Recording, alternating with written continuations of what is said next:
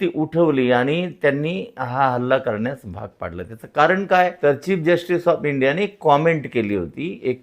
सप्टेंबरमध्ये एक प्रकरण त्यांच्या समोर आलं होतं आणि त्या प्रकरणामध्ये जी विष्णूची मूर्ती आहे खजुराहो मधली, तर या मूर्तीचा जो शिर आहे, डोकं आहे, ते पूर्ववत करण्यात यावं अशा पद्धतीसाठी राकेश दलाल नावाच्या व्यक्तीनं ती एक पिटिशन केली होती, याचिका तयार केली होती, जनहित याचिका. आणि या याचिकेवर सुनावणी करताना सर्वोच्च न्यायालयाने स्पष्ट केलं, हे भूषण गवई जे आपले चीफ जस्टिस आहेत त्यांनी, की हा जो काही प्रकार आहे किंवा हे जे काही प्रकरण आहे, आर्किओलॉजिकल सर्व्हे ऑफ इंडिया म्हणजे पुरातत्व खात्याकडे हा विषय जातो, त्याच्यामुळे त्यांनी त्यांच्याकडून त्या संदर्भामध्ये न्याय घेण्यात यावा. आणि आता त्यावेळी म्हणजे प्रशांत भूषण जे ज्येष्ठ विधिज्ञ आहेत यांनी त्या प्रकरणात त्या दिवशीचा घटनाक्रम सांगताना असं म्हटलंय की हे प्रकरण इतकं इरिटेट झालं होतं न्यायमूर्तींना की त्यांनी बोलण्याच्या ओघामध्ये त्यांनी असं जेव्हा सांगितलं की तुम्ही विष्णूचे भक्त आहात, देवाकडे जाऊन